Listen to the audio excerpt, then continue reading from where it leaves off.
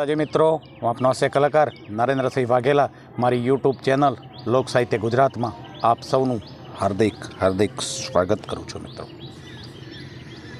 મિત્રો હમણાં એક કલાકાર ભજન ગાતા હતા કે રણુજાના રાજા અજમલજીના બેટા રાણી નેતલના ભરથાર મારો હેલો સાંભળો જી, ઓ જી રે મારો હેલો સાંભળો ઓ જી. એમાં એક લાઈન એવી આવે છે કે હુકમ કરો તો પીર જાત્રાયું થાય, હુકમ કરો તો પીર જાત્રાયું થાય. એમાં હુકમ એટલે ઓર્ડર નથી હો, હુકમ એટલે ઓર્ડર નહીં, પણ હું અભિમાન, હું કમ કરો, હું ઓછું કરો તો જાત્રાયું થાય. હવે એ કલાકાર ગાઈને હેઠા ઉતર્યા ને એક ભાઈ આવ્યા ને કે તમારું ગળું બહુ સરસ છે હો. તો કે હોય જ ને કલાકાર કે દીમાં 3-3 વાર રિયાઝ કરું છું, દીમાં 3-3 વાર હું રિયાઝ કરું છું, પછી હોય જ ને ગળું તો સારું. અન ઓલ્યો માણસ એટલું બોલ્યો કે એ નહીં, આ તમારા જભાના ગળાની વાત કરું છું. ક્યાં દરજી પાસે સીવડાવો છો? અને કલાકાર કરમાઈ ગયો બિચારો. બોલો લ્યો.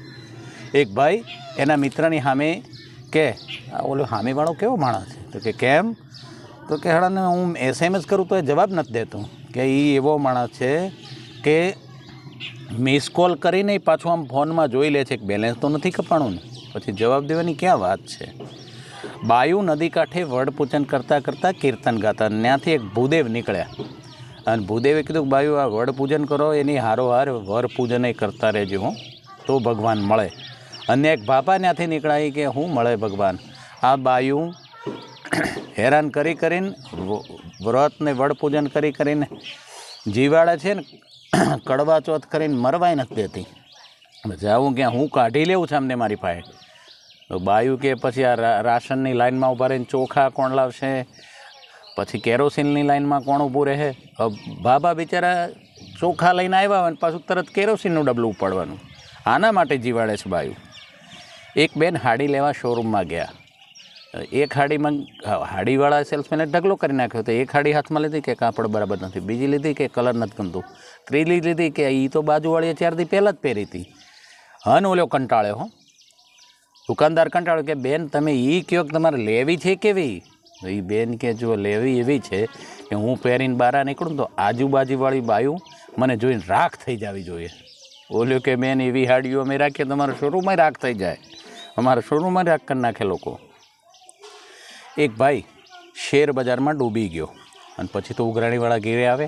હવે તો વ્યાજ ભરવાય વ્યાજે લેવા પડ્યા, એવી દશા આવી. એવો બરાબરનો ડૂબી ગયો અને કંટાળીને થાકી ગયો ને પછી ઘરમાં છેલ્લા રૂમમાં જઈને હોઈ ગયો. અને પછી એની પત્નીને એમ કીધું કે કોઈ પણ ઉઘરાણીવાળો હોય તેને કહેજે એક બહુ બીમાર છે અને કદાચ ઊભા થાય કે ન થાય એટલે હોઈ ગયા છે.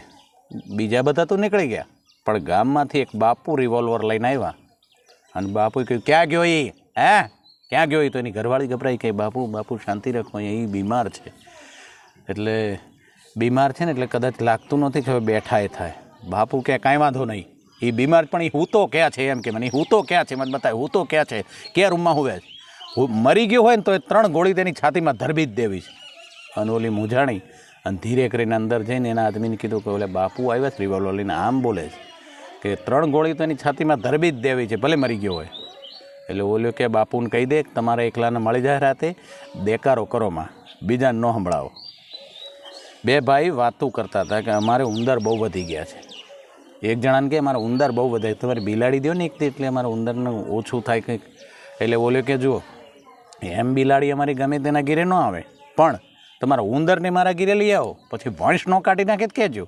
હવે એની માટે ઉંદર ઘીરેથી અહીંયા લાવવાના તો પિંજરામાં પૂરીને ઉકળામાં નાખી આવવાનું, પિંજરામાં ભરી અને ઉકળામાં ના નાખીએ કે તારા ઘીરે આવીએ. મોંઘવારીએ માનવીઓના એવા લોહી પીધા કે જીવ કાઢીને જીવતા રાખ્યા અને વાંકા વાળી દીધા. જીવ કાઢી અને જીવતા રાખ્યા અને વાંકા વાળી દીધા આ મોંઘવારી. અંબોડ મહાકાળીના મંદિરે હું દર્શન કરવા ગયો હતો, મિની પાવાગઢ કહેવાય. ત્યાં એક ભિખારી હાથમાં વાટકો, 2 હાથમાં 2 વાટકા, 2 છાલી આમ અને આમ રાખીને એ ભાઈ 10ની નોટ દો ને, એ ભાઈ તમે 50ની નોટ મૂકો ને, એ ભાઈ 20ની નોટ મૂકો ને, આમ ભીખ માગે. મેં કીધું આ શું માંડ્યું છે 2 હાથે? એટલે કે સાહેબ મોંઘવારી તો જુઓ, આ એક હાથે ભેળું નથી થતું.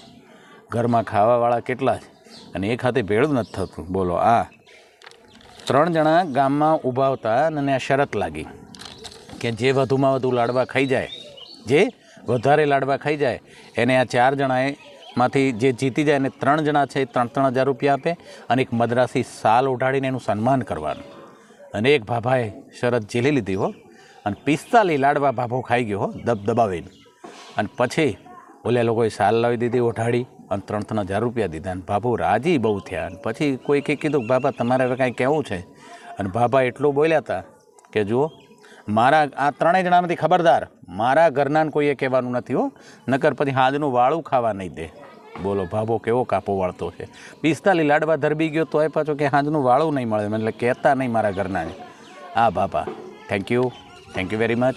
મિત્રો મારી આ જ શૈલી આપ સૌને પસંદ આવતી હોય ચોક્કસ મારી ચેનલને લાઈક શેર અને સબસ્ક્રાઈબ કરશો મિત્રો. જય માતાજી, જય માતાજી.